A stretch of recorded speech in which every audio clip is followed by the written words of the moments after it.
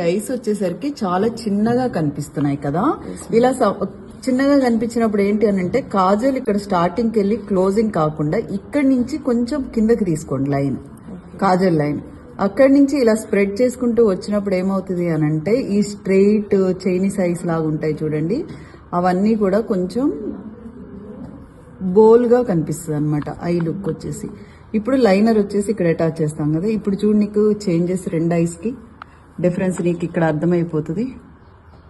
దీన్ని తర్వాత మనం చక్కగా పౌడర్తో లాక్ చేసుకుంటే చాలా నీట్గా కూడా ఉంటుంది. ఇక్కడ వచ్చే వరకల్లా స్టార్టింగ్కి థిన్ అయిపోవాలి. ఇక్కడ సేమ్ ఈ రేఖ మేకప్ అంతా బాగా చేసావు. యాక్చువల్గా హైలైటర్ వచ్చేసి నోస్ అంతా ఇచ్చావు కదా, ఇంత నోస్ హైలైటర్ ఎక్కువ ఇయ్యకు. తర్వాత ఐస్ ఓపెన్ అమ్మా, ఈ ఐస్ ఓపెన్ దగ్గర ఫోల్డింగ్స్ వచ్చాయి కొంచెం లైన్స్, ఇవి ఎక్కువ